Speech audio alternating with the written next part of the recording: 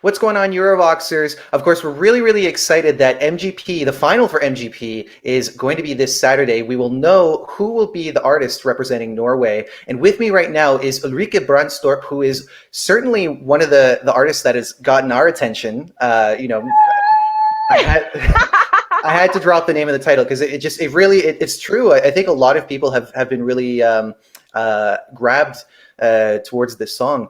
So first and foremost, how are you? Hi, I'm fine. When you said like the final is on Saturday, I just got really nervous. Oh, did you?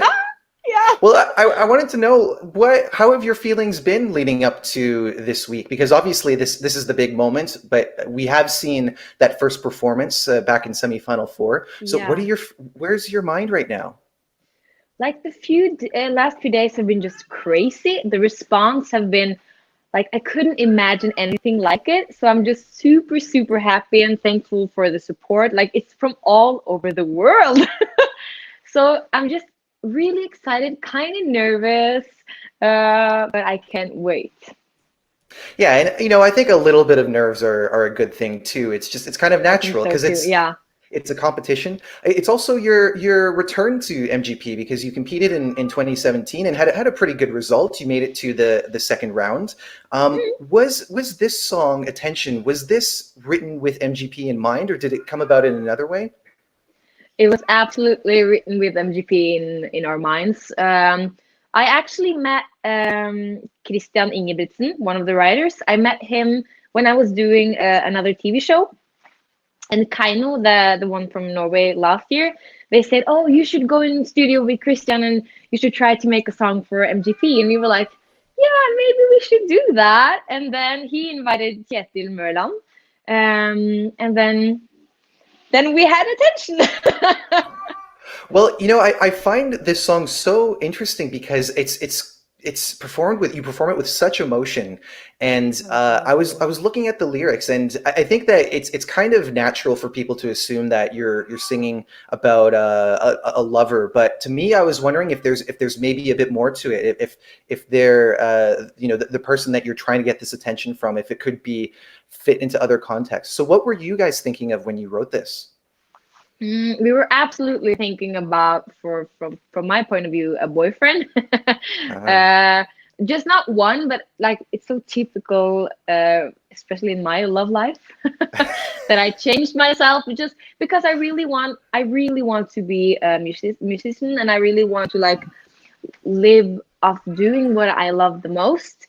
And often when I fall for guys, it's easy to like um, maybe forget what you need to do in your regular life. So it's absolutely about that. But also, it can be like when you're an artist, you're always trying to get like how to be popular. What song should I have next? What do I need to do something crazy? Like, and maybe some people can relate to it. Like maybe like growing up and stuff, being a child. So it's so many ways to like tap into the song, I think. hmm and is that what you're thinking about as well when you perform it? Because again, it's just like you really, really feel it. I think that it's going to be one that certainly stands out when it comes to the final this week. So is that what you're thinking about when you're there on stage? Well, I'm single, so yes. Things haven't worked out at all. So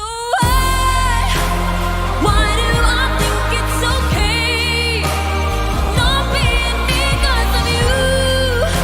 And what do you want me to say? What do you want me to do? Anyone who looks for this song online on YouTube, they might also come across the recently released acoustic version that you Yeah, shot in a museum in like a vintage wooden tram, and it was so cold. yeah, it was 4 degrees when you did it. It was So crazy. was that something that you just kind of found out when you went into it, or did you realize that it was going to be that kind of challenge? How did that go? Yeah, well, we were looking for a place to do it because I said to my manager and my team that I wanted to do something a bit weird. and I wanted to be raw, natural. I wanted to have a one take on the whole thing, on the music part of it. So that was really important for me, and I didn't want to like do anything on the vocals later or anything. It's just like raw. So that was the main thing. And then we actually, me and my manager were walking down from a meeting at NRK, and then we just stopped, both of us, and we looked and like, that museum. Let's go inside. Oh, And then we found it.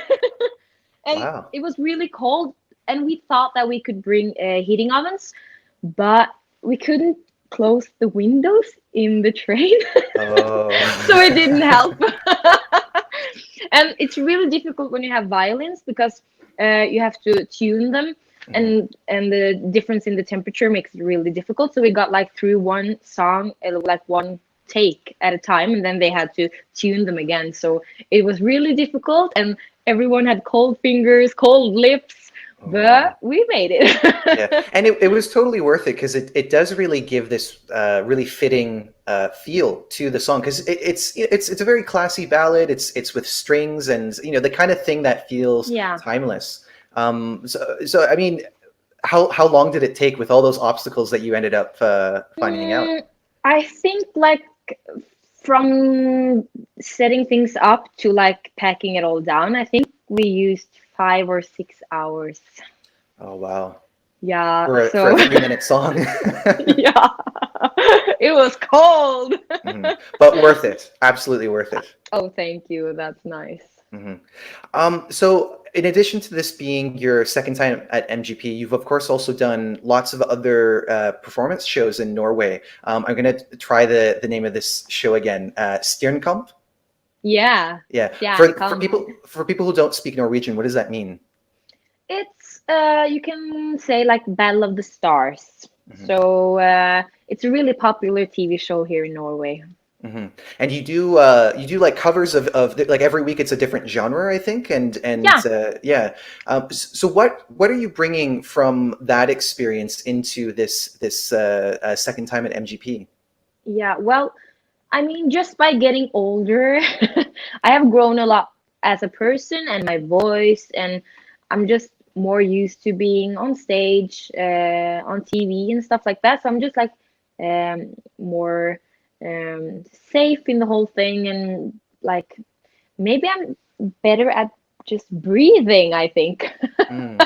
So I learned a lot. I got in second place, so I got to do it all. So it was really, really fun, and yeah, just I think it maybe made me more hungry for like representing Norway in Eurovision, I think. Mm. Yeah. One thing that I noticed is when I was looking at some of the performances from that show, and also other ones that you've done, is that it seems like a lot of the music that you've done tends to be more up tempo kind of poppy dance songs, and this song "Attention" is quite different from that. Yeah. Did you have any reservations about going in with a ballad? No, I think maybe some of my most popular performances from the TV show was ballads. Oh. So I think that was when I realized that people maybe listen more when I do ballads. It's easier to get their attention. You see what I did there? And I just really wanted. Last time I was in with Places, it was a pop dance song, and now I just really wanted to make it all about the story and my voice and the emotions. So that was really important for me, that if I was going to be a part of MGP again, it had to be like on those terms. So I'm really happy with Attention. I'm really proud of the song, and I'm really proud of like have written it with Christian and Kjetil, two amazing writers and producers. Yeah, I'm just like really looking forward to singing it over and over again. And I know that you've been feeling the love from the fans. This has been getting a lot of really, really great reactions. How does that make you feel? I've cried so many times. I'm just so grateful, so overwhelmed, so happy. I mean, that's why you make music. You want people to like your music and to feel something. And people from all over the world have written to me and it's like, oh, you made me cry, you made me feel this. So I'm just so overwhelmed, so grateful. I've tried to reply on every message, but that's difficult. But I'm doing my best. So hang in there if you haven't gotten any replies yet. I'm doing my best.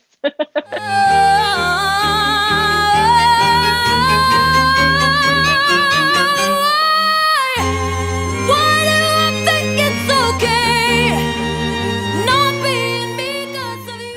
I know that this is, of course, a very exciting opportunity for you.